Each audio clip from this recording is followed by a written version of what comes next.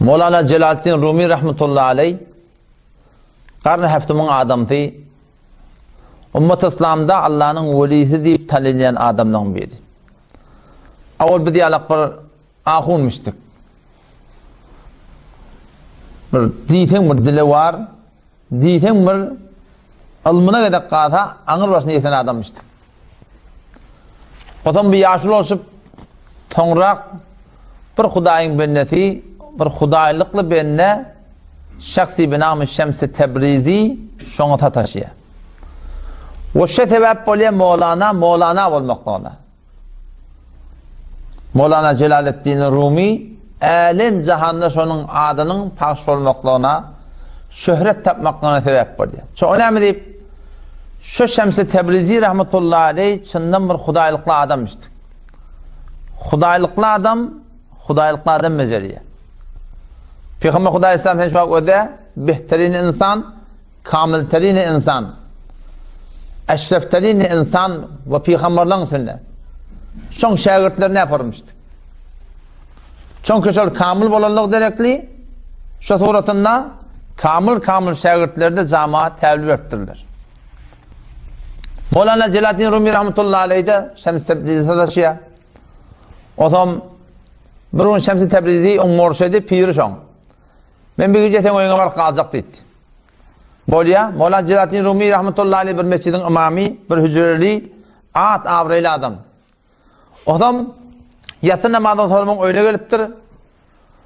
Adam yatmaly wagt bolanda Mevlana Celaleddin Rumi rahmetullahi aleyhe murşidin dolam aýtdy diýe şeýle men bir ozrum var.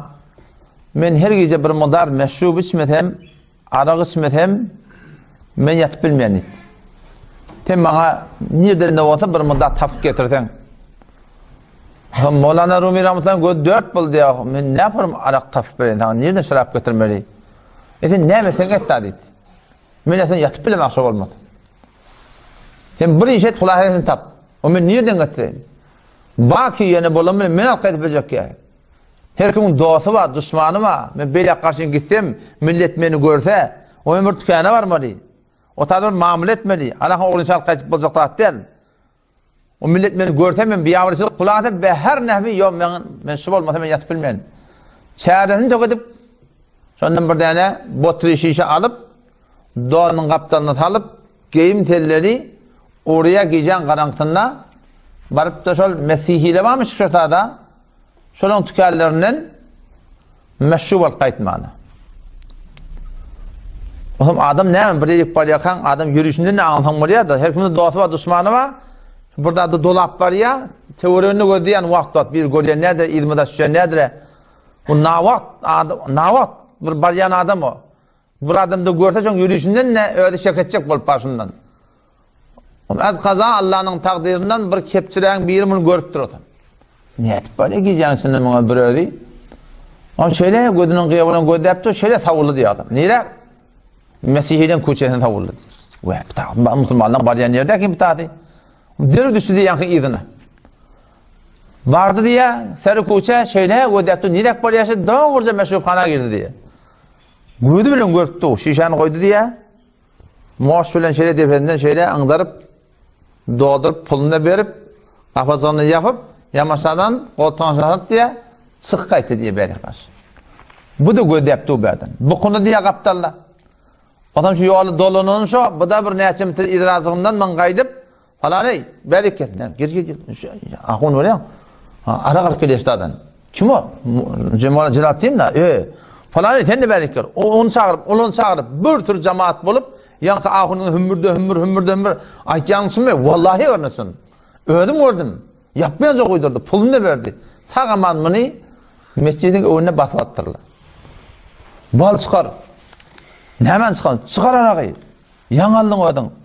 Bunu iltir edip felletin atır. Bu da karışan verecek ya bakır. Ağrıya da koyacak da. Yok ben ödeye başta orada at bir. Ölme gerek. Mimanın kıpırda at.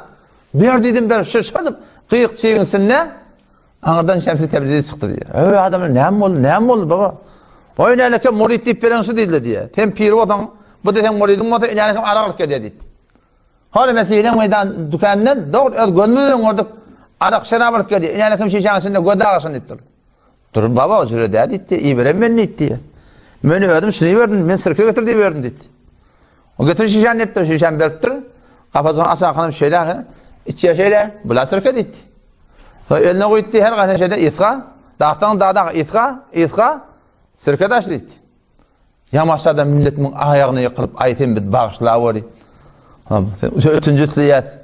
Tembil mahfede var. Falan da var. O da çok oldu yamaçlardan. Şey dedi de koyup sıkıntı dedi. Ham girdi diye bu da asbaz yan pirin diye bir ediniz ne ettin vallahi ne ettin şey ettin. O dedi diye o dedi in heme halka dayanyan halka taktıracak ki halk deyip verdi. Halkın marahim sana evonunu diyersin. Halkın tarif edenini diyersin.